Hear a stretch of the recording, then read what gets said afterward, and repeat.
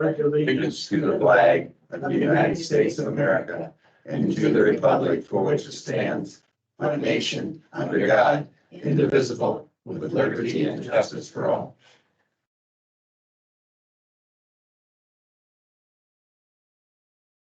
All right, welcome to today's meeting. For an amendment to the agenda, Okay, but sexual abuse, correct? Proclamation for April, on the first item of items for discussion. And second that. first and a second. All in favor? Aye. Right. Aye. What's the name of your group, ladies?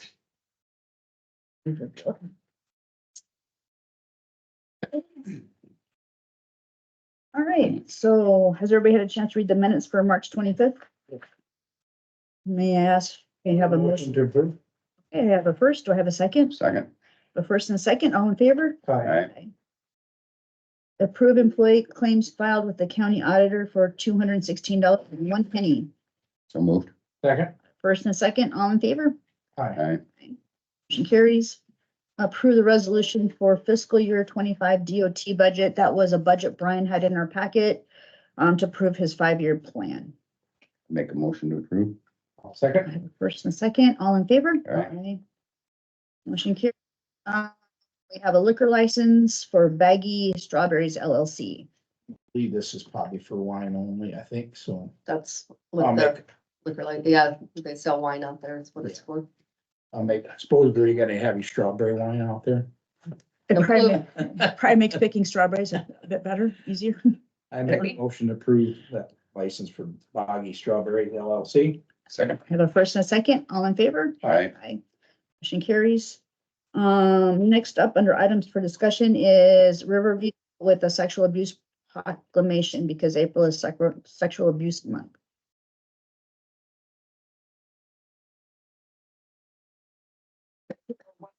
You Yeah, can you read guys it or can come on John up can here, read and it. you can come on up Nope. here and read it. Can read it. Stand up, so. Yeah, come on up. Yeah, come on. Okay, so we have a proclamation for April as Sexual Assault Awareness Month. Whereas sexual assault affects women, children, and men of all racial, cultural, and economic backgrounds.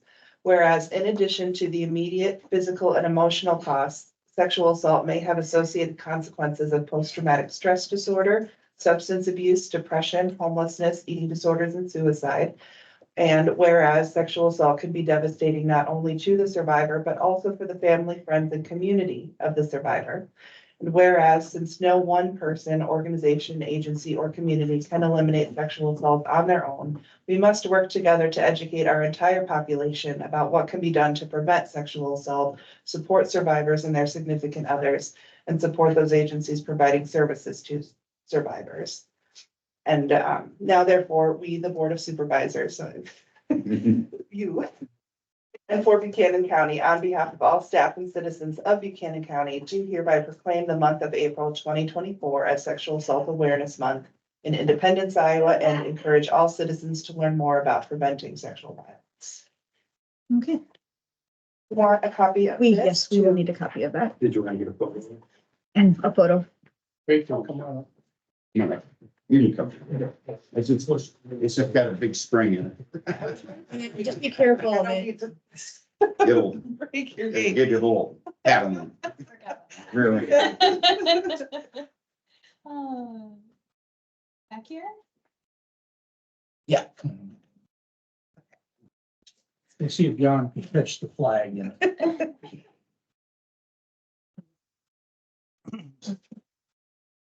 They have to stand on the counter if I don't hold by. We can gather a little tighter. You want to hold, Dawn can go over there and do it. I got one for you, Ben. Thank you. 1, 2, 3. Everyone's smile. Okay, thank you. Thank you, ladies. Thank you, appreciate it. And Done. give you a copy. Thank you. Thank you so much. I just gave her a signed copy. Oh, okay.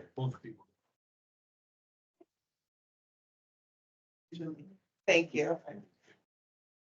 Well,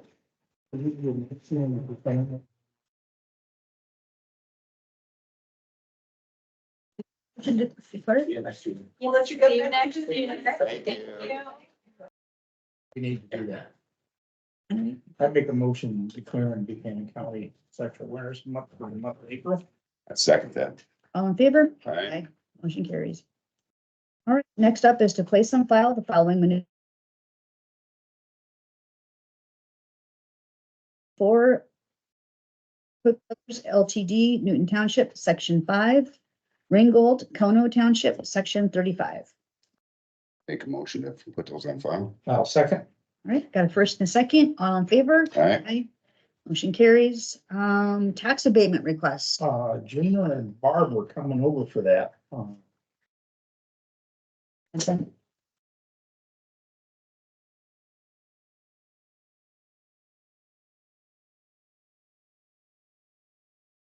While they're on their way over, let's You jump can do down both. to BUL prices. I put that on the agenda. The recent, I just want some guidance as far as taxing employees with these prizes. So I know like the last, thing the committee did, it was an actual physical prize that they gave out. Well, there's no way to tax that. So Tammy contacted the attorneys down in ISAC on how we should handle this. Well, they stated that means the value amount was so small. It's called de minimis. And there is a spot in the code regarding that. So what I would like to see, and I did email the county attorney, but I have not heard anything back from them. I would like to see the board to set some guidelines on what that dollar amount they consider de minimis is. That way, every time the committee does these contests and we have employees getting prizes, we don't have to battle back and forth on whether the employee needs to be taxed on that. So if we could set it at a certain level, and if possibly the committee could stay below that level with the prizes, Okay. then we don't have this cumbersome process on whether or not we need to tax the employee. As far as the physical prizes, there's really no way to do that. Like I think last time there was some items from Brick Kitchen that were the prizes. There's no way we can tax those. But like any type of gift certificates or something like that, then yes, they could be taxed unless we keep it below a limit. So I'm just looking for guidance to see if maybe I can proceed with getting more information from the county attorney. And you folks, we can set up some type of policy and you guys can set the limit on what these prizes can be. That anything below this amount, the employee does not get taxed, but above this, they will. Rita, what would be a limit that you think would work? This is all new to me. When we started since I've been doing the BWell committee, any prizes that were given out, we were to take the receipts and give them to the auditor's office for Karen's request to have the tax items taxed on the person's paycheck. So if it was a $40, my understanding, which is all new to me, if it was a $40 gift, that would be added to the paycheck and it's just taxed accordingly according to that. So I was just instructed to bring the receipts from the Brick Kitchen into the auditor's office. Beyond that, I have no knowledge of what the process So is. we were talking at that time $40. Anything, any gifts, because our gifts have gone, we had a 2-night stay at Fontana, which was almost $200. We have had $30 gifts. I mean, we've had a wide range of gifts that we've done in this past year. So my process is just taking the receipts to the auditor's office. And I don't know what the process is from there. Yeah, so like what Teresa said, like the 2-night stay, yep, that's considered like a gift certificate. So yes, definitely that has to be taxed. But the prices from Brick Kitchen that were just given away, it's not a gift certificate, it's not cash. There's no way to tax that on an employee, is what the attorneys down in Des Moines are telling us. And with that amount, I think it was like $40 or something like They that, were one of around them. 40, yeah. They're telling us that that would be considered in the code de minimis, that it's not worth the taxation. We can get by with it. So that's, I'm looking just for a peek of, what we can set that at. So the prize is Have not, we reached out to any other counties Well, to see what they're doing? I have some stuff on it. I did reach out. Okay. So at one point in time. In 2023, because we were looking at prices and I think at that point in time, we're looking at a gift certificate for maybe 6 months at the wellness center over here Mhm. and that. From what I was told by Karen, let's see, and I think that under the second paragraph, and this is from Elizabeth Karsten.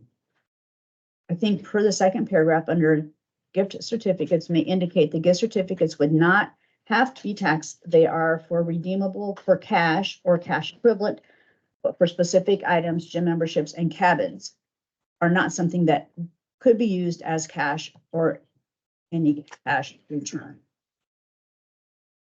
And then Karen clarified by saying gift certificates that are redeemable for general merchandise or have a cash equivalent value are not diminished benefits and are taxable. This means the value of those will be added to the employee's check stub and be taxed.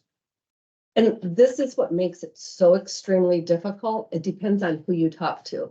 So like our auditing firm, dead set against it. Absolutely. No, no, no. Everything's taxed because that's what they've been told from the state auditor's office. And I have the emails when you folks started, when the Be Well committee started back up and doing all this. And I emailed the state auditor's office and theirs was all wishy-washy. What, oh yeah, this is a good idea.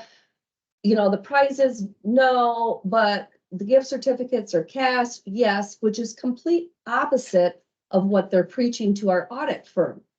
So you can't get a straight answer. So that's what I just like to see something set up so this can continue with the employees because it is a good committee that we have and good incentive for them. And somehow just roll with the fact that, okay, this is our level. And if it's above that level and it's a gift certificate or cash, then that'll be taxed. Below that, no. Okay. I think, it comes down to that thing, if it's a benefit to the county government and stuff like that. You're- Well, I think keeping our employees healthy Yes, is a benefit to our county. yeah, and I'm not against what's going on. I just want some clarification and some guidance. Well, see, and it seemed like in the same email, I forwarded that to you guys. One person was saying, well, gift certificates, if they're redeemable for a thing, aren't, but somebody else is saying that there's also a cash value, Mhm. so they aren't.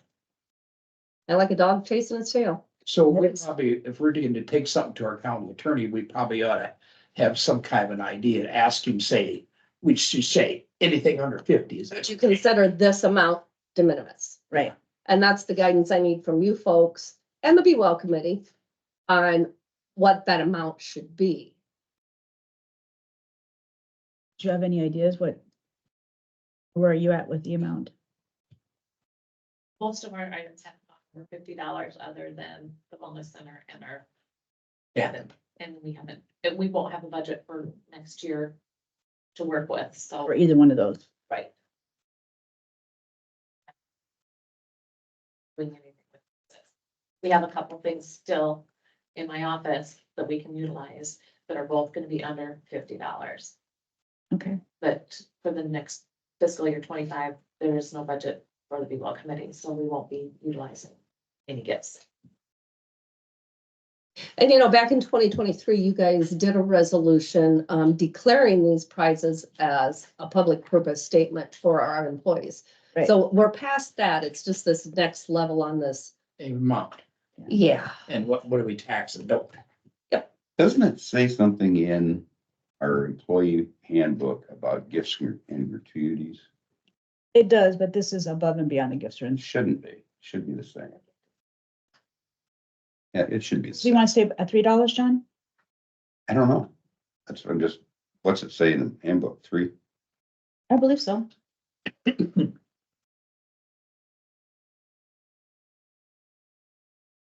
I just keep complicating things.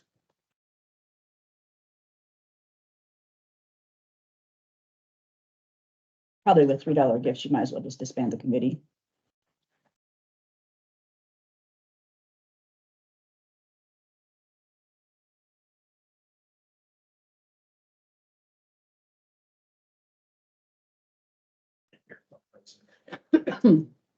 Probably one online.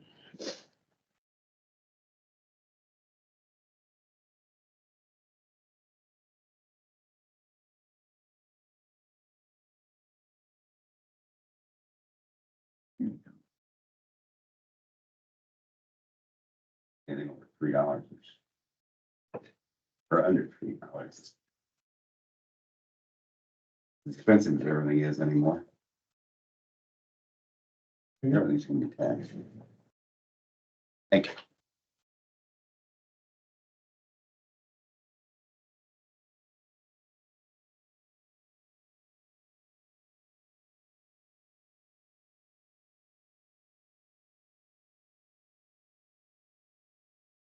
Everybody got leftover ham? From Easter?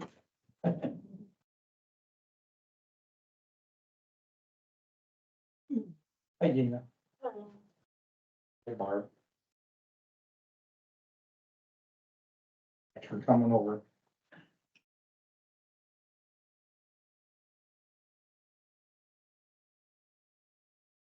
We always got around the $3 thing in the handbook. How did we do that, Teresa? Do you remember? I submitted everything to the auditor's office for taxation. Mhm. Every gift we had, we've always sent through. That was the instructions I received from Karen, because everything had to be taxed, so I just took receipts, everything to the auditor's office for employees to be taxed upon. You So did the good. information that we got from ISAC, it came from Brad Bolton. It said the IRS typically says everything is taxable. Cash and gift cards are always taxable regardless the value. The IRS does have a de minimis rule, which means if the value is low, then it can be excluded. There is no clear-cut rule on what de minimis is. So I would check with your county attorney to decide whether those rules would apply. So I did send this up to them and I'm waiting to hear back. I just sent it last week. But I just think it would be a simpler process if we had some type of policy in place. So we don't have to email back and forth, whether it be with Right. anyone from the BWell committee or the county attorney. Okay, Chris Wogenbush just won a $10 gift card. Yep, it's taxable. Oh, wait, Chris Wogenbush just got a $5 sandwich from Quick Star. Is that taxable? You know? Right. And then there's all these emails back and forth. If we get some type of policy set up, then we could just roll with it. We're all line in the sand. Whether it's a gift or a gift card, $50 or less. Yeah, no it's matter what, a limited. gift card or cash is taxable, but the prices, you know, like the brick kitchen stuff, if it's below $50, then we don't have to worry about it. You know, the claims are paid with the purchase and whoever wins it, they're not going to be taxed on it. Right. But then if there's something in the handbook, then that contradicts that also, so. I think the handbook was more or less getting, having somebody give us something for service as far as, let me slide you this $100 bill if you lean my way. Yeah, if you accept my bid for the motor grader or something like Yeah. that.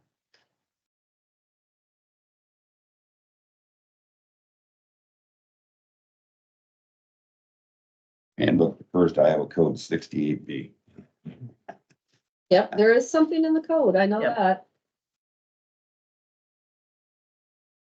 So I guess the biggest thing is, do you want me to proceed with the county attorney, get their guidance on maybe setting up a dollar amount? Or shall we just roll with the way we've been doing it and trying to figure out what's taxable and what's not taxable, or if the $10 is and the $50 is, or what? Right, yeah, and because I know Benton County has a Be Well thing, it's ran through ISACs, but they have prices. I mean, the first thing they did was give out tracker watches. And I don't know if those employees got, I think that was all, since it was done through a different, But that goes through Right. ISAC, so they have it all set up different. I mean, we're kind of a standalone is what we have going, so. We should come up with whatever that diminished amount is. What- Should ask the county attorney, said anything under 50, According to 68B, it's anything under $3. told you.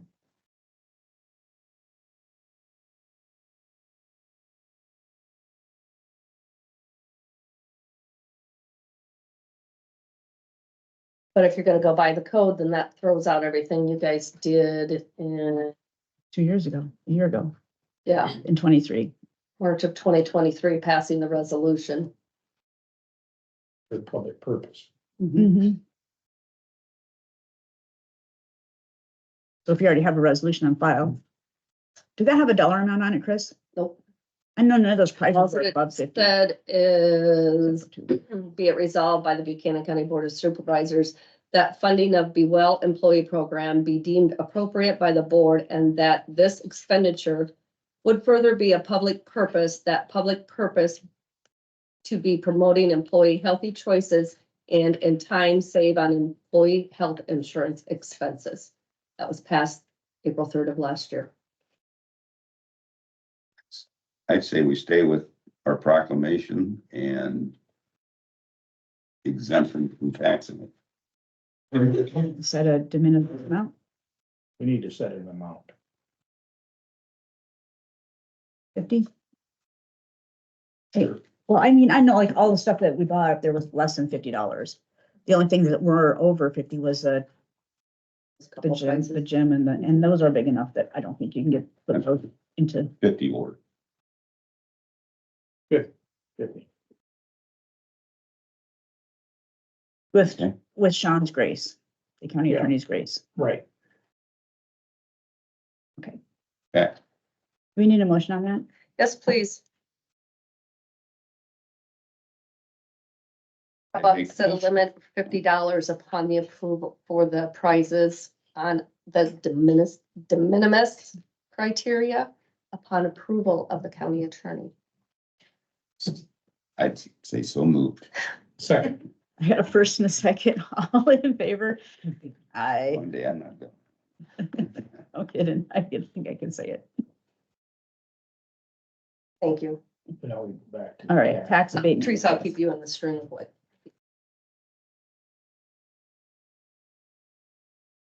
Lady, tell us what you got. Gina, tax abatement request. Okay, so, we had the owner of, Providence, the Bosky Mobile Home Park. Been working with Barb on a trailer that he's trying to get title for and get it back on the tax roll because it hasn't been paid in a few years. So he is asking for the abatement of the taxes. So that way he's finally got a title. He's hoping that he can get it sold and back on the tax. Why doesn't he pay off the taxes himself? Because Isn't that the normal thing, like a tax sale? this tax sale is actually a county held tax. Yes. So the supervisors would have had to done something about it, and they did not. So it's just been sitting there since the tax sale was issued. The gentleman owner of the mobile home is in prison. The lady owner of the mobile home is nowhere to be found again. Was this ever brought before the supervisors to put it on tax sale? A tax sale is issued when it's not purchased at a tax sale. So after it not being purchased for 2 years, consecutive years, Step forward to purchase it. right? Okay. Then it becomes a county held certificate. Okay, and How now, far back should these taxes go back now? That's delinquent.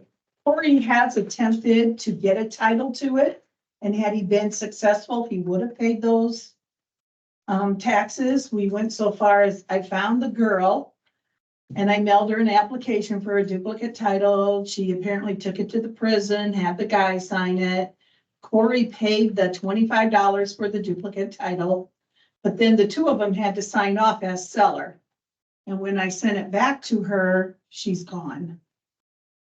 I mean, Corey has attempted many different ways, and then he found out that he could do the court thing, and then he found out that the prior owner of the mobile home court who lived in California, their company who handled their problems did go through the court system and did get permission to evict and take title to it.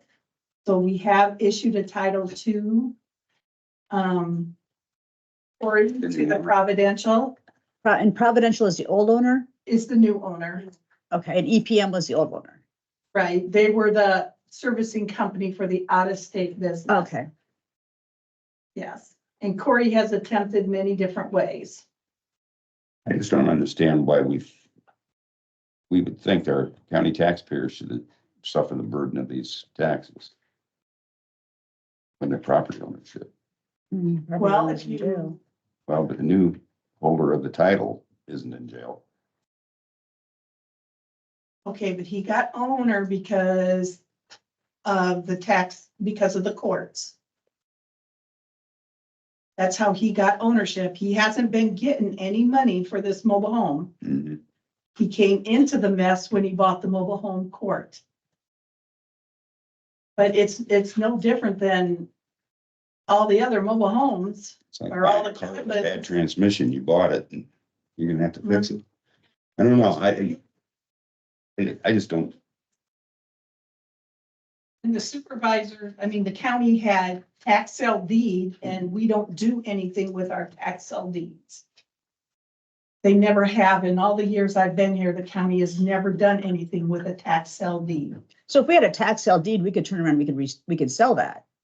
Well, And you have to recoup- serve all the proper notices and everything. You have to take title to it. Okay, And then, yes, you can sell it. But the county attorney has always said that for what these are worth, it is not worth the time and expense of doing it, of going through all these steps. And he didn't have the time to Yeah. mess with the little piddly amounts that you'll You get off find of you find this. an old trash trailer that if you go through all that, maybe you can sell for $100, because all the work If you you're go lucky. through to get that $100 isn't worth it. No. That's why deeds have never been pursued. Right. Because they're mobile, they could be gone. mhm. And a lot of times they end up, And people just don't Have- understand that mobile homes have a title. They're just like a vehicle. But everyone just walks away from them because it's not worth their effort. And you got a gentleman who is trying to clean up the mobile home court, who's trying to give it a better name. oh, that needs to happen. You know, just like the Hazelton people have been trying to do. Mobile home courts don't have the best names. Your feelings, Clayton? And if we don't do this, what's it gonna do? Just sit there and fall apart? Sure, and eventually you're gonna have to deal with it because it's gonna stay here. Yeah. He can't touch it. I mean, Nobody can move into it or nothing. Cause I know you explained a lot of this on Friday. So basically, it's kind of like, it's currently property of the county because no one bought it. well, Would you no, explain it because the courts have issued that the county didn't do anything with it. The courts have issued that they can have ownership of it. Okay, But at the time when the courts were issuing it, he was buying the mobile home court and didn't realize that this had been happening. got it. Okay, thank you for. And so then it would Yes, have I been just- included in on part of that sale at that point in time. If he had known, I mean, they could have had it included as part of the sale. But I don't know how they would have done it. All I know is Corey has paid many mobile home taxes that he didn't have to. And mobile homes that he knows people are abandoning, he has kept the taxes current until he could get a title to it or something. I mean, he has paid more than he has to. right, and then now this one, it slipped under the rug and This one, I don't know where this one went. it sounds like it was a mess. And we did a tax abatement for a property in Raleigh, Mhm. so the city could own it and do something with it and get it back on the tax rolls. We did the same in Lamar, There's Okay, more of did those coming. Hazleton, we did it. It's just trouble when the previous owners, you can't find them, and the Corey has not Huh. gained any revenue whatsoever off of this. who's this Corey? He owns the mobile home court now. What's his last name? Sure, you asked me. He's a local owner of some sort. He lives in Marion, I believe. Yeah, Shula. So it looks like last year in June, the board abated taxes on And I'm guessing maybe, I'm sure you guys will know, these were probably the ones in Hazelton. But the first amount was 2640, 1933, 2627, 2050, 1354, and 1345. So I'm assuming that's when they were cleaning up the Hazelton Mhm. Mobile Home Park. Yeah, Yeah, they take them, they move them, they're supposed to get tax clearance forms, they don't. There's no way to stop it. I mean, this problem will never go away. Just so you know, it's gonna keep occurring. right. As long as they're mobile homes, it's gonna keep coming up. Mhm. And the amount on this is what, 1,700? $1,600. 92 or something like that. 1545, 1594. 1594. 1,600. You know what? I'm like you, John. Every time I gotta do a tax abatement, I cringe because we're just not abating the taxes for Buchanan County. We're abating for all the other Schools. taxing entities and stuff. Which makes it hard to do. But to get it back on the tax roll, get somebody living in there that's gonna pay the taxes on it stuff. And take care of it. Huh? I said, and maintain it. And maintain it, so. Right now, it's just gonna sit there and fall apart and. And eventually it'll be back up to you guys to abate the taxes because it's gone. You know, yeah, because it's gone. Somebody could hook onto it and pull it out at any time. Or it'll burn or something. Mhm. And then it's a bigger amount. Yeah, it just keeps going. Yeah.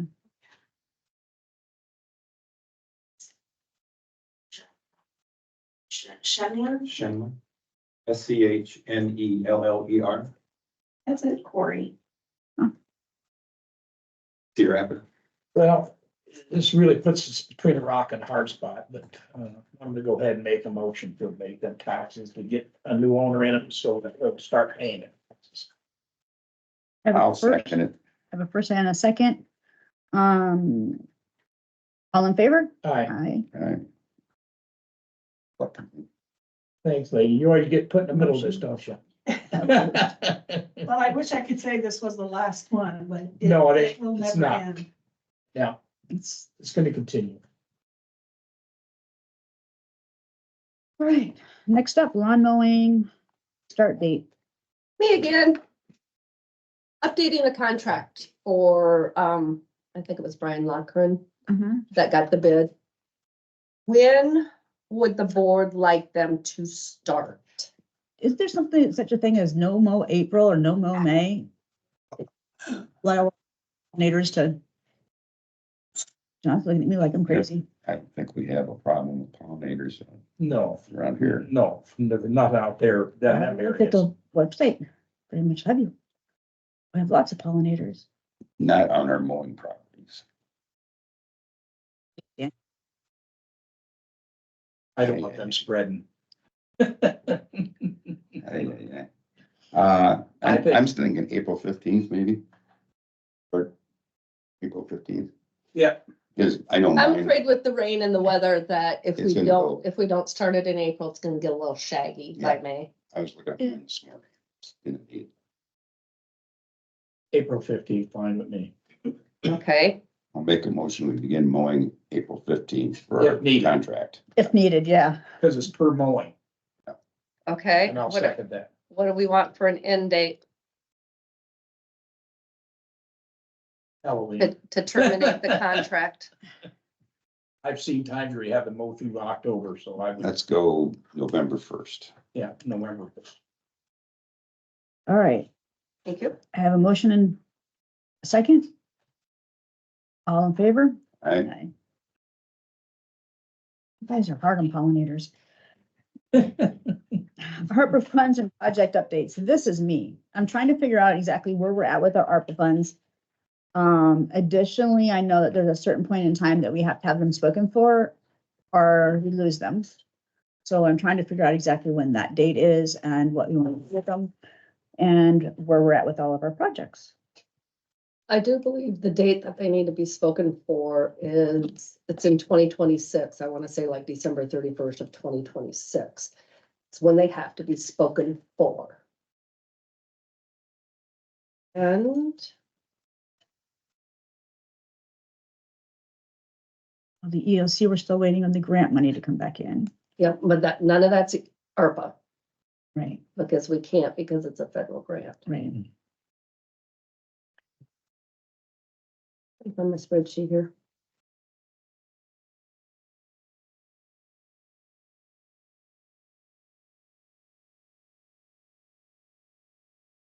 I know. Okay, day treatment.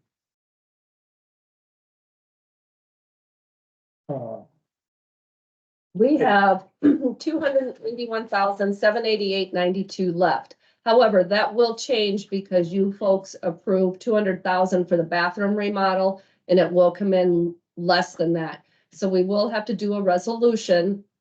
Once that is, I've got the final bill on that Okay, and pull that money that was not spent back in. Okay. We have to do that by resolution. And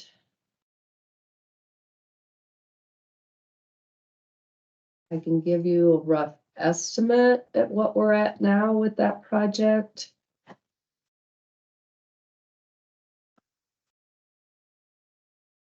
Yeah, I believe we were gonna pull off the lighting and the finish up painting on that too. And I don't have any of those expenses at this time.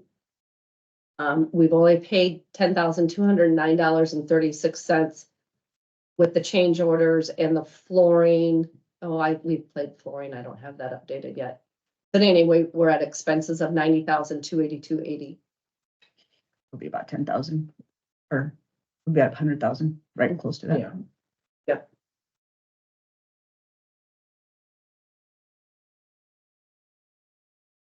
And our project fund is not, we're not able to even figure out where that's at because we're waiting for the EOC money to come back in.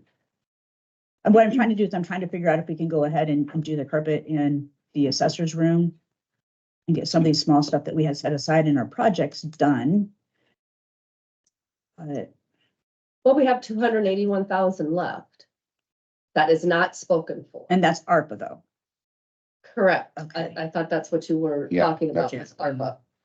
And then had money that we had set aside this year for projects, but we can't even know what that is until we get this funds back.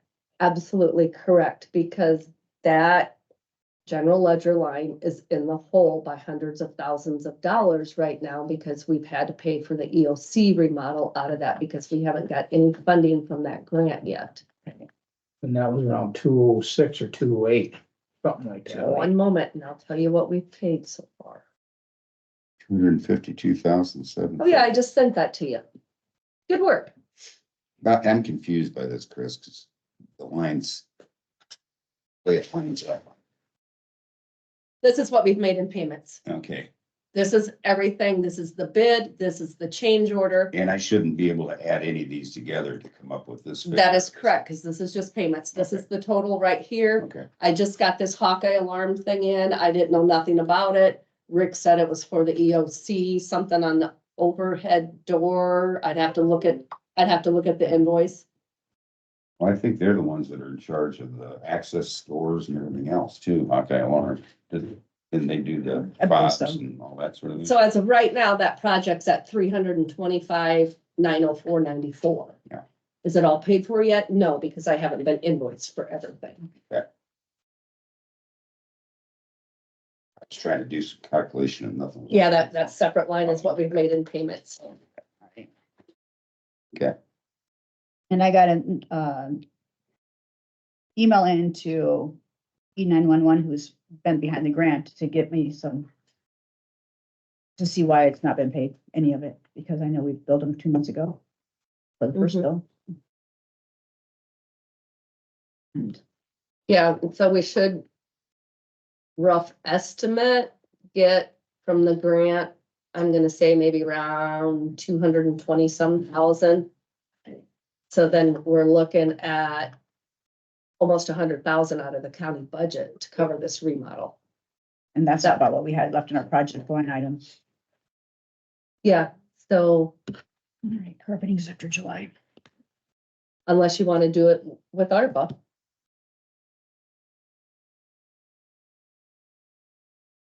might be a really good option. Should we do that? Just wait till we get the check for the EOC and then. You're talking two separate fundings, I know, but two. we may have to completely- be pulling things from other, We can't, I know we can't pull any ARPA for this EOC thing. But we can pull ARPA for building maintenance. And they're down to, they're down to underneath their desk, they don't even have carpet anymore Down in the assessor's office. And Ben's upstairs too. That's I know it's horrible. Didn't we at one point have bids or estimates? Yes, on We those? did. Yeah, and I've got that on file. Do you We did- recall what they were? Just off the top of your head, just a guess? oh, I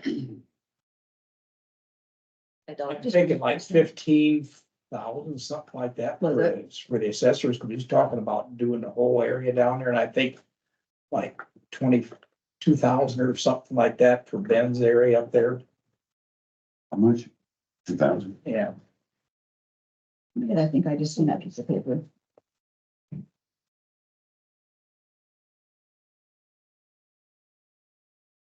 I think we move on that. I think we're gonna have to do some, We'll need to, pull some numbers back together first and right, because I'm sure that was a year ago. The numbers would have changed anyway, so. keep our meeting moving forward. All right. Have to spend half an hour looking for numbers here. So do you want that back on the agenda soon? You want to give me a heads up? Hey, let's put it back on, or We'll let you know this week. Yeah. it works for me? Okay, next up is ATV UTV ordinance amendment. It's the biggest thing here, and that we gotta set a date for public hearing.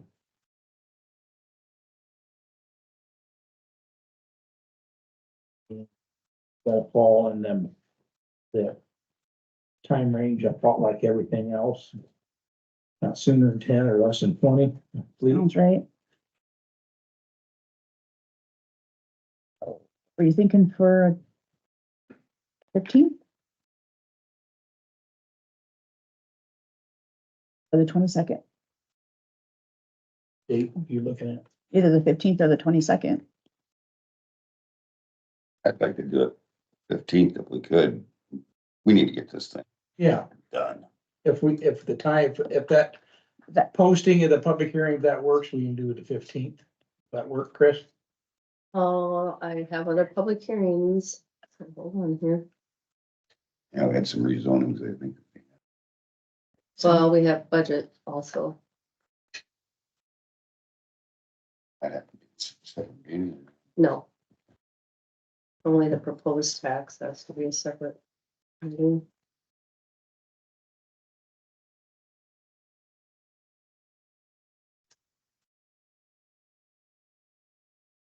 At 9:15, we have the budget hearing. At 9:30, we have the open bids for the sale of county property. So we went 9:45. Yeah. That would give us 15 minutes on those bids.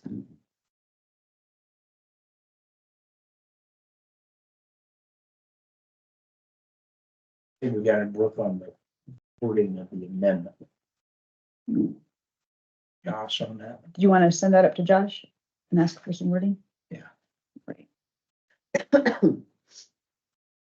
Okay, do I need a motion to set the public hearing at 9:45 on the 15th of April? I'll make that motion. Second. I have a first and a second, all in favor? All right. 911 ordinance amendment. Did you guys get a chance to read that?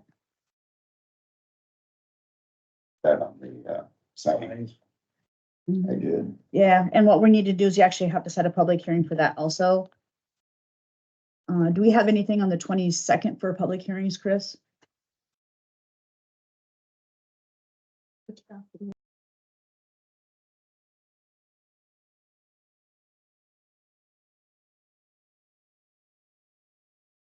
The only thing I have so far for the 23rd is Summit Carbon Solutions coming in.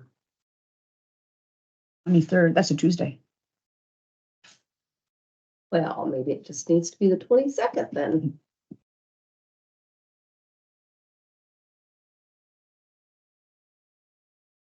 Well, that's all I got. Okay. So does this ordinance need to be published, or how does this one all work? It's gonna need to be published. Then we need to have a first, second, and a third reading. The second and the third can be waived as long as it's published and if it's something that we think is non-controversial. That in Josh's email.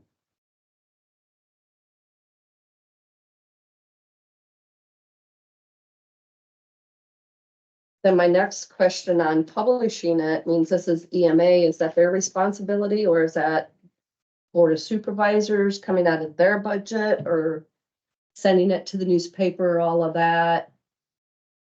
Or 911, sorry, my mistake.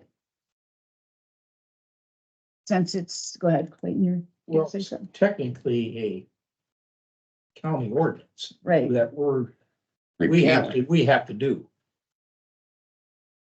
Responsibility of the Board of Supervisors do any ordinance, so. You thinking that you've seen something different from Josh on that? I thought I did.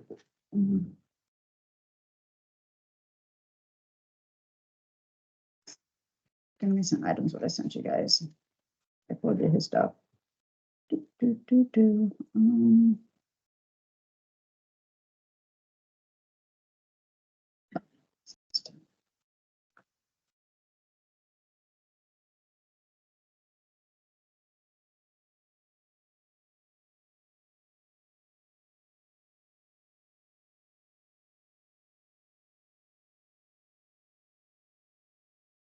Chapter 3, there we go. Oops, back. Okay. No, I thought county ordinances had a repealer law or a wording in there about how to it is, repeal it. it does have it in there. Yeah, It has it in the chapter. yeah, It's already attached to the ordinance. right. Yeah, but I don't think it required it. No, I think it still requires a first, second, and a third. Cause I asked.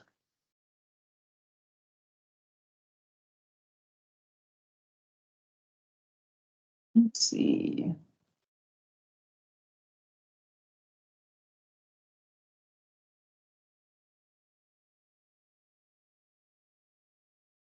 I'm not finding anything from Josh on my email, so I. maybe That's I- because it would have came from me. Would have been a whole chain that I would have sent. So, Let's see.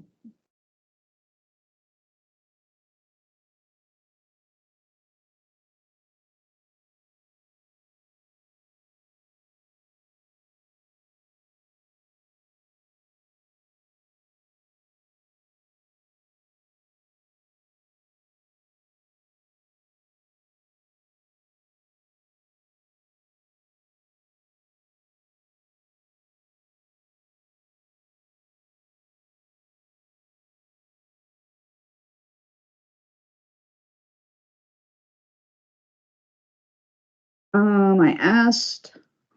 Here. Forward this to you guys. Sorry, I thought I forwarded you this, but I didn't. I was gonna say, I just found it.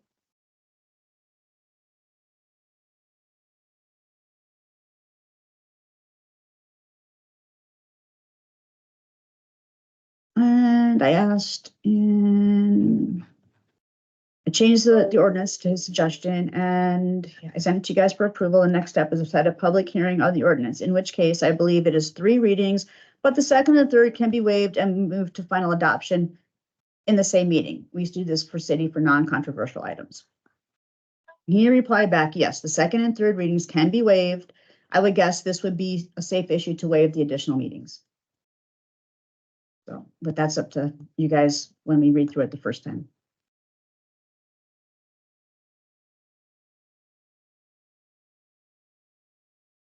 Yeah, that time, the first one, we want to go to another one, we can do that. Right. So base that on a lot and two, like what do we get for public input coming in here and stuff like that. So there's. This is something I don't want to make a call on at this time, whether we're gonna go past the first reading or not. Right. Right, yep, and I do know the 911 board did pass it, so it's. they passed the change. And I just came up, I wanted to know if the adoption date is gonna be also the same as it's an effect date. Cause I just think that's a change, if you read through it, that's fairly significant in the process. In regards to the responsibility, so, you know, if you adopt it in 2 weeks or whenever that's gonna happen. Is the next day the day it goes into effect, or are we gonna have like a grace period of 6 months? It would be the next day. I think we've already been handing out the signs anyway. As to the homeowners, from what I understand. But I mean, if you feel like it would be safer for us to do 3 readings, just because it is a change, I'm more than happy to do 3 readings. Yeah, I just wanna make sure that the communication changes. You know, accessible to the public, whether it's on our website and the bulletin journal, you know, how we're gonna do that so that everybody understands. Obviously, I'm gonna be able to communicate that over the phone or in Right. person with the people that come in my office, but not everybody will know it right away. So we decided we're gonna do it on the 23rd or 22nd. Let's do it on Yeah. Monday, not a Tuesday, John. So we do it on the 20. Why don't we just say June 1st? That way it gives some lead time on it for you. I'm not okay with the date. I wanted to make sure I confirm that if you adopt it, is it in effect the next morning? Right. Right. exactly. That- So, Immediately, or it's delayed for a month. I mean.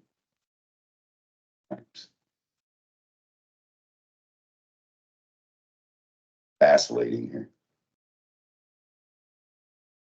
because it doesn't matter if it's a zoning ordinance, you know, some type of a building permit change. It takes a little bit of time for everybody to digest that Right. and understand whether you're a contractor or a resident. Right, and I mean, we will have it will be available to the public, so it'll be in the newspaper and stuff. I think by code it's, I would just suggest having him write an And it's article also about in- it. You know, and get it out, when you do adopt it, you know, goes in your next publication with a fair amount, maybe some comments from myself or Chris, just to make sure everybody's on. the same page. What's the difference or what's the change coming down the pipe for 9/11? Actually, so before. It's been. Our old ordinance said that under the direction of the sheriff's office, the 911 signs were to be installed. Well, then we had county roads doing it for a while with 911 paying them. We had 911 doing it for a while. That didn't work out so well. I think Chad's office did it for a while. So it's just kind of been all over. So we got together, looked at some different counties' ordinances and what they were doing. Well, the homeowner was installing, which kind of makes sense because if I'm a homeowner in town, I have to install my own signs. So that made sense, but you know, then it's just getting the proper wording, and it also clearly spells out the 911 coordinator's responsibilities. You know, what they shall do. So it spells out a lot of different things. There's street naming in it too. In an appendix. So from the homeowners, They're gonna install them. Yeah, The homeowner will get the post and the sign. Yep. Given to them by the county. If you're a subdivider or developer, they would be responsible to buying it and installing it. So it's a little bit of change in that regard and, I just want to make sure that they understand that the county's no longer gonna come and call 811, locate and pound it in for them. Yeah, it puts the responsibility on the homeowner that they gotta do all this legwork.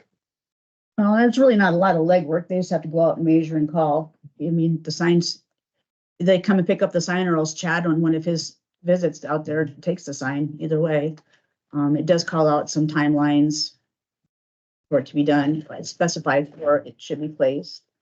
And then if these homeowners are like 80 or 85 years old, then the chairman of the board will go out and drive the sign in if they're unable to. I'm charging it back to the board. no, but then there'd be penalties if it's not installed, then. Potentially. Potentially. I mean, we try to mitigate the penalties too. I mean, no, we don't want to, definitely we don't want to punish anybody, but we also want to have some clear guidelines as to how it's supposed to be done so that we don't have this rabbit's hole in the future. You know, and I mean, when we went and did the ordinance, I called Chad's group together, the sign guys, 911, double checked with HR, made sure that it wasn't in anybody else's job description. You know, we did a lot of different legworks. In fact, I think I contacted Chad probably 3 or 4 different times during the process, just to make sure that, How many need to be done monthly or quarterly, or how big a deal is this? I mean, really, it all depends on the economy. You know, you'll go some years where there's maybe 125 to do, and next year. there may be Is that because like 35. developers come in, or, Housing builds, new starts, yeah.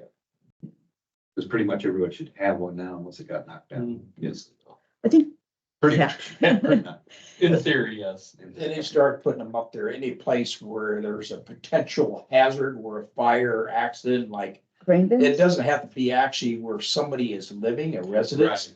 Right. It could be where maybe the activities happening that maybe emergency call might have to go out there to that area. right? And there's some housing developments that are like maybe on a long lane. Well, you might have 10 houses on that, so it lists the house, you know, like 2020 through 2030. But then they also need to have a 911 sign in their driveway. So when an ambulance gets called out or a fire truck gets called out, they know which house to go to specifically. In trailer park, Same thing. Same the, thing, the trailer home person. one's in the county. Yeah, it used to be like in the cabin association, even at River Ridge, they would just have like a reflective number, cabin 45 by the front door. Well, that's pretty difficult to see and find. So we've made a lot of progress over the past couple decades. Ed Fitzgerald was really adamant on if you didn't get one unless you had a phone number. And we've obviously moved in the right direction, and this spells out whose responsibility it is, and then I just want to get another article of, you know, how do you contact me or Chris? And to be able to get the process started. The other guy that's involved quite a bit is Evan, our GIS guy, because he places it on our mapping, and then that's communicated throughout. Yeah, and he made our And that's- forms. We streamlined the process too, because some people like to do everything online. Some of us are old fashioned and we want to talk to people. So the Amish community will be able to get information through me, because obviously they don't have the accessibility to the website. But other people can go, you know, to the website and order it off the website. You've been talking about this on the 22nd. Or like the first reading The first reading will be on the 22nd. with a possible waiving to improve. And again, I just want to clarify, I'm okay with what's in here. I just want to make sure it gets marketed and the information is in Mhm. place. So 6, 8 months down the line, we don't have people still asking about it. We can get it out and, But he- right away. Yeah, and any of the subdivisions, they pay for their street signs and they do that, like the person that puts together the subdivision. Do you anticipate any changes to what information Chad has right? I don't know. I don't think so, but You want a copy of I was it. gonna say, if I could start working early on that, you know, the help I can get. This is the, What's phones and then also set the the public appendix. hearing? Yeah. Excuse me. Is there any way we could do it the same day as the ATV, UTV? Because I have Yeah. to send all of this to the paper. And I hate to say it, but I'm thinking to myself, because I got a special election I'm working on. I don't want to, if I'm just sending the ATV this week, oh, remember next week, you need to do the E911. Can we do it all at once? And the whole ordinance must be published. Yep. So it's gonna be pricey. Yeah. but yeah, we can do it at the same time. I mean, I was trying to push it out for your, No, I'd rather, let's do it and get it done. I would prefer right now. okay. Absolutely, we can do that. As long as these two are agreeable to it. That'd make it to the 15th then. Right? Is that what we're Yep. looking at? Yeah. Yeah, I'm all right with that. Get her done. Make a motion that we do that on the April 15th then. Second. And Time? At 9:15, we have public hearings at 9:15, 9:30, 9:45. Sure, this would be a 10 quick one. o'clock. Oh, You don't think so? Which one? What do you? The ATVs at 9:45. I don't know what type of, if any public input. There might be. Let's give it time. We don't want to bunch them together too tight. 10? What are you thinking, John? I was gonna say 9:50, because 950. we're repealing it Mm, and going with what the state regulations are.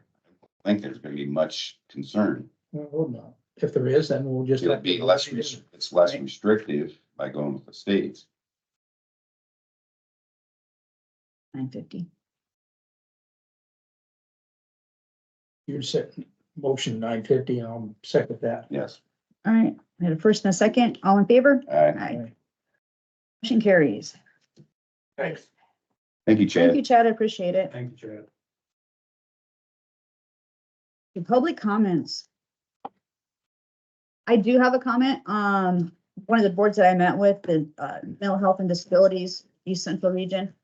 They are combining that into different, and I can't remember the name of them. Anyway, so that board has to come up with like a request for a quote essentially for programming, and we are going to do that as a regional board. We will, as it stands right now, we will lose Johnson County, and there's another county we're gonna lose, but we'll pick up more toward Blackhawk County. So, But not Blackhawk. no, we pick up Blackhawk. We do. Yeah, the way the So map is right dropping now. Johnson off, picking up Blackhawk. Yeah, unless they change the mapping. The mapping is not all set in stone at this point in time. And it's not being called regions anymore, it's being called districts, correct? Yes. Yes. You will no longer have an elected official sit on that board either. And they're not governing boards. Advisory board. They are advisory boards.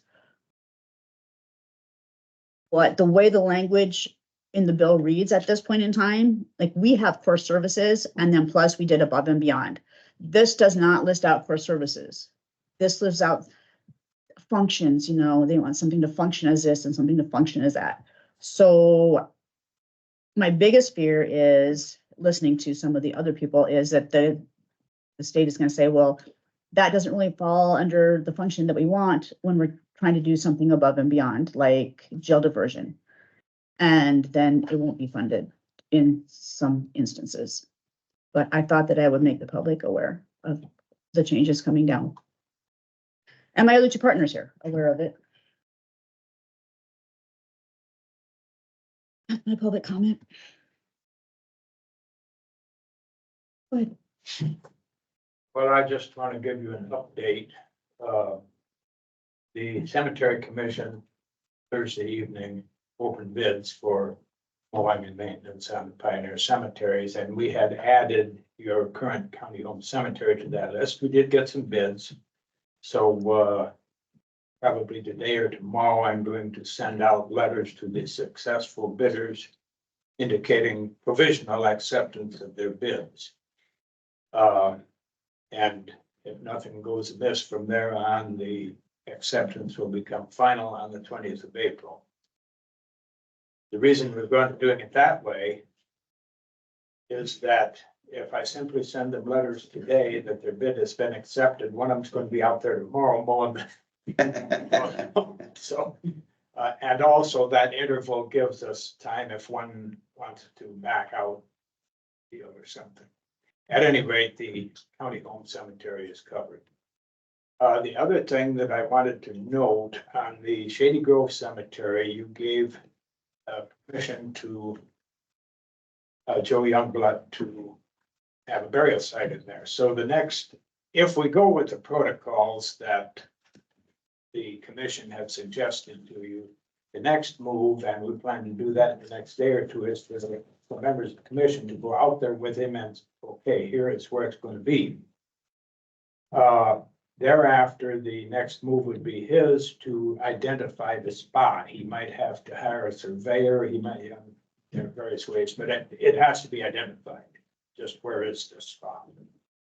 And thereafter, the supervisors will need to issue him a certificate of purchase of burial rights. Which, well, I use his identified spot. But also, before that happens, the board is going to have to come up with the price. I thought that was held by the township. No, they have nothing to do with, no connection whatever with the township. Okay. No.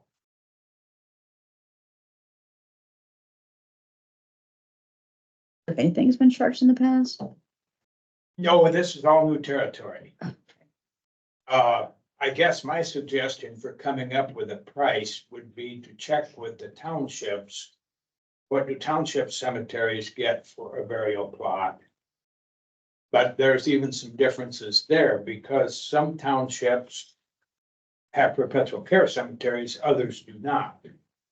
This one does not. And, so, you know, well, for example, the Jefferson Township Cemetery gets $500 or $200 per space. But a fourth of that is perpetual care. And others are going to be similar. But some of the townships do not have perpetual care cemeteries, some do. But, you know, that's kind of something to go by anyway. What is this worth at this time? But you know, the plan right now, from our end anyway, is to go ahead and get it settled up with him. The location particularly, and then the only action of the board after that will be to issue the certificate and to assess a price. Bill, when we were on the Pioneer Cemetery tour, we went to one of the cemeteries where they had just had a burial. Yeah. Jim Treeben buried in one of them, and I Yeah. don't remember which one it Well, was. that's St. Michael at the Forks. Okay, And that is a Perry Township Cemetery, and I don't think it has perpetual care, so that's, you know, one example. but I don't recall that going through the board. it did. No, it wouldn't, it's a township, Townships. So the township owns that cemetery. does own that one. Yeah. Even though it's a Pioneer Cemetery. Right. And the board owns this one. Hmm? I said the board owns this one? Shady Yes, Grove. Shady Grove? this county owns this one. Okay. There's the difference, okay. So that one does have perpetual care, I don't think so. I don't know. okay. The Perry Township trustees would know that. I doubt that it does. And, you know, there are others, the Washington Township Cemetery at Otterville. Is that perpetual care? I expect not, but it could be.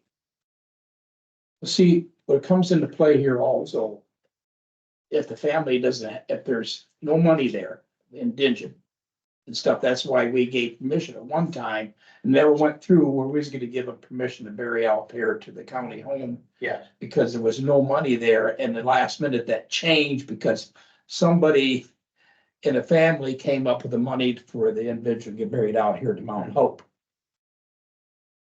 Gave permission for the burial to take place out there, but then it didn't happen at the last minute because. yeah, but it did happen any number of times before it came up to you. I mean, If we set the dollar amount too high and it's an indigent and there's no money there in the family, if you set it at $200 or $300 and there's no money there, how they gonna? yeah. Well, and again, in the case of the cemetery out here, you've been using for indigenous burials, just not the last few years. Well, I don't know what, but anyway. And, you know, that's up to the board at the time. And I suspect that those that are out there now probably didn't have a cost because they didn't have any way to pay it. But in the case of burials in pioneer cemeteries, generally, there is a price for the plot. It's related typically to what townships are charging. At one time when we put, there's a classification to be declared a pioneer cemetery. And there's only certain things you have to do to take care of it. You can actually let it grow up the native grasses if Yes. you want it to. You can. But at one time, I thought I read something about that. If no burials taken place since 1951, recent burials and stuff, that throws you into the classification of. So what I'm getting at is if we allow too many burials in a pioneer cemetery, what time does it not meet the classification as a pioneer cemetery anymore? Well, there was a recent amendment to the statute on that. And I think that recent amendment says that if there are enough subsequent burials that it no longer meets the criterion for a pioneer cemetery, it ceases to be a pioneer cemetery, but the commission can continue caring for it. So I don't know, it's unlikely, any case in this county at least, that there's going to be that many burials in any one pioneer cemetery. Now, doesn't his property abutting the cemetery or right next to it? I said, isn't his property, this individual's property right next to that Yes. cemetery? Right. Have they been taking care of the cemetery then? They contracted last year Okay, for that, well, I think we had another contractor in there for 1 year, and before that, I did it for 20 years on a volunteer basis. Well, we did all of them for some years on a volunteer basis until we got so many that they didn't give us time to do anything else, so. That's why we've been contracting the last few years. When we were investigating the Shady Grove burial, I did reach out to John White at White's Funeral Home. And he mentioned the treatment one, and he thought it was $500 for the fee for that.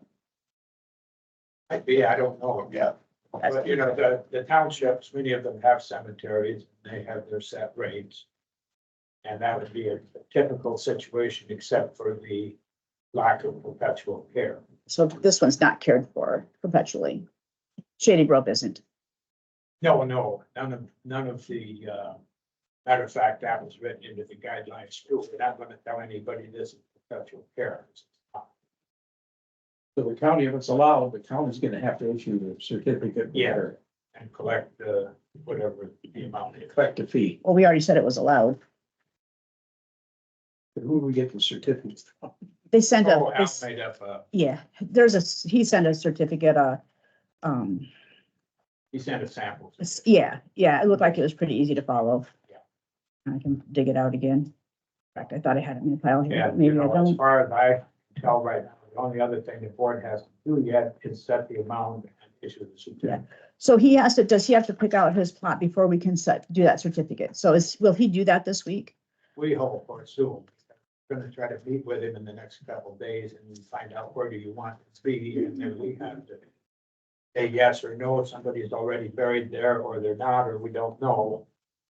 But there's quite a bit of room in that one that we think is not very. Okay, all right. And so if we put it on this next agenda, would that be a pretty safe thing? Because I know he is. We probably need to get it done sooner rather than later. Yes, well, you know, meeting with him and find out where he wants it, that's pretty simple, and we do that in a couple of days. Now, his coming up with a way to identify it. Whether he has to have a surveyor or he can use some other method. There is a legal description of the cemetery, which we used to make the fence up. And it was a pretty easy process because there are pins and markers in that paved road that goes by it. So you have a lot of reference points, and you might be able to do it that way. Or a surveyor could also identify it. The biggest problem now with surveyors is that they don't want to go out and measure from the marker here. They want to do GPS, and that might put it over there someplace. So, you know, but yeah, that would really be his problem now. But is remaining mapping of this cemetery? There is no plan. And that's another alternative. The commission could do a plat. And then identify spots on it, but, you know, we just have to see how that works out with him. So that's where we are now, and, yeah, the only thing that I know that's left to the board is to collect the fee and issue the certificate. And that fee goes to County. the county? Okay. The other thing that we have to settle with him this week when we're out there too, does he want one burial spot, two burial spots, or, you know? So let's go ahead and put him on this next week's agenda in hopes that everything gets done. And if it doesn't, we can just table it and then put him on the following weeks, because I know that it needs to happen sooner rather than later. And I don't want to hold that process up in any stretch of the imagination. Yeah, I'm not sure how quickly he can get that information done. Does Please. the, and I haven't looked at the certificate that Al sent, the sample, does that include the identification? Let me see if I can. Yeah, it would include, I think it includes. Okay, so that would basically, like the legal need required to go on the certificate, so. okay. If it's a platted cemetery, that's easy. You Yeah. can say row such and such, plot such and such, but this one is not. Okay. It's got no required plot. Burial in blank lots in cemetery, yeah. And once he has identified his spot, the commission will probably give it a name like Lot A. Right.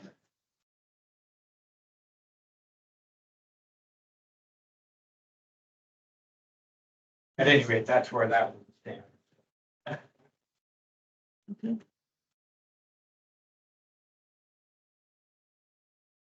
Is there anything else? Somebody's taking a brief moment here.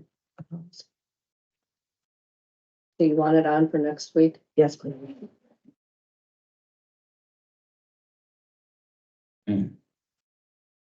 That gives you time to research prices too. Right. Yeah, I kind of, but you told us $200 for Jefferson and then a quarter of that, it goes toward the perpetual care, and this isn't a perpetual care cemetery, so. That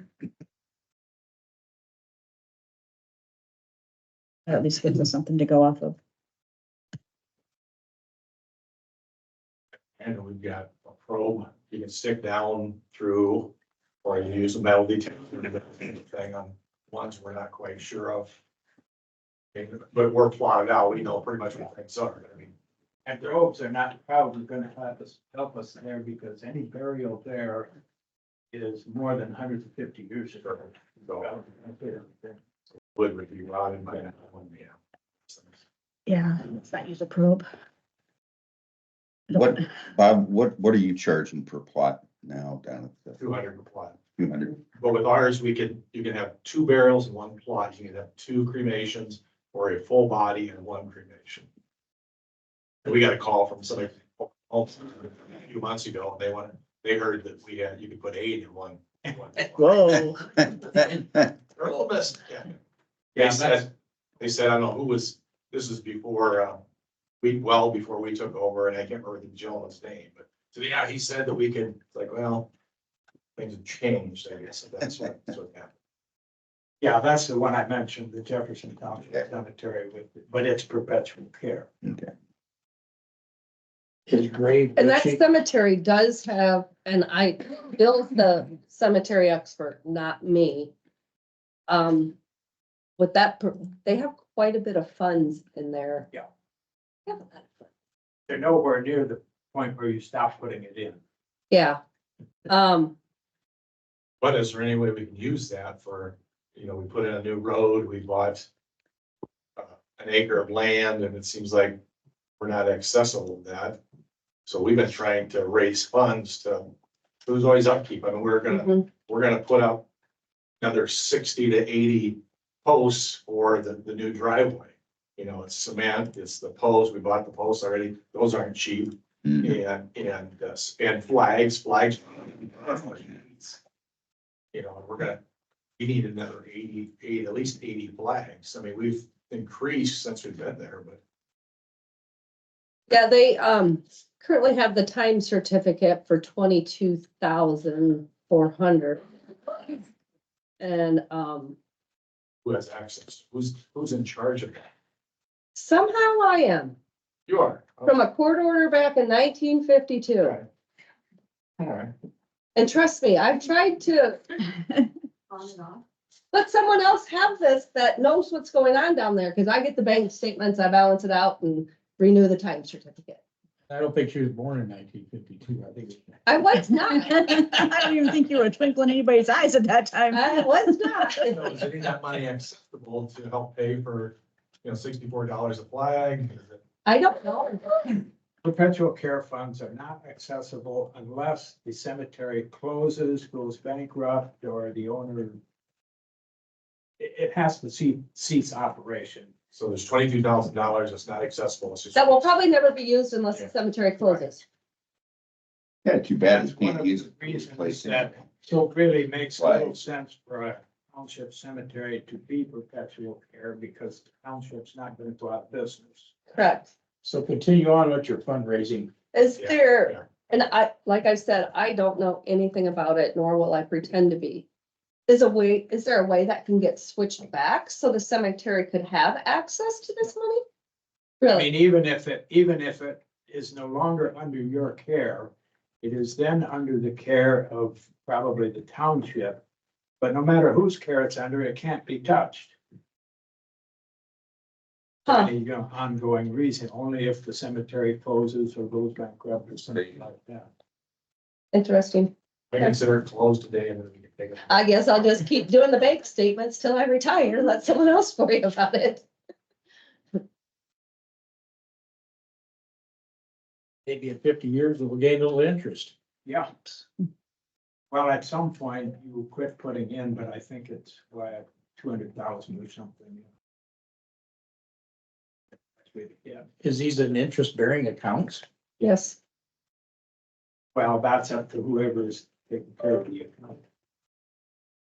The actual last deposit due to, I'm assuming a plot that was sold was in 2021. Otherwise, it's just been interest. Yeah, well, there should be, as a flash of sold, it has to go in, that's another. Yeah, I haven't gotten anything. that's the last deposit was made was in 2021. But that's another requirement of code is that pot is sold, whatever is designated amount has to go into the. Perpetual fund. There's your cemetery lesson today. Who knew? Learn something every day. Yes, you do. It's subject to It is. All right, anybody else for, Your comments? I've got 16 more petitions to hand in, so we're up to 792. And I need a copy of those. And then also, I don't know if everybody gets the paper, but I'm gonna give for your files, the Board of Supervisors, the letter to the editor that I submitted last week. Was that Saturday's paper, John? it was? Yeah, sometime. Saturday. So I'll give you a copy and Is that the only day your letters, the editor come out is on Saturdays? Yeah, unless we get close to election and then we get inundated, but I try to shoot for Saturday so people would. And run the policy then too.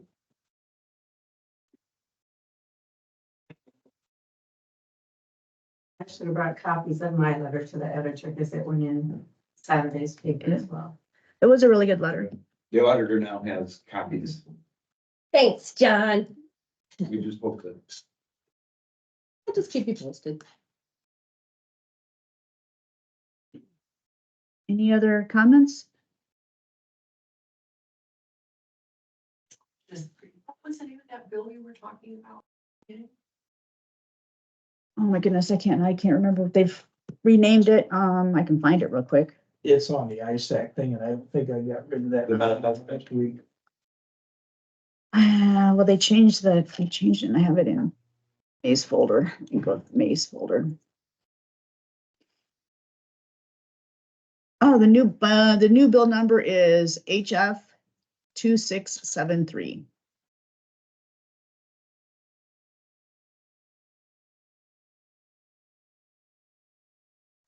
quick question.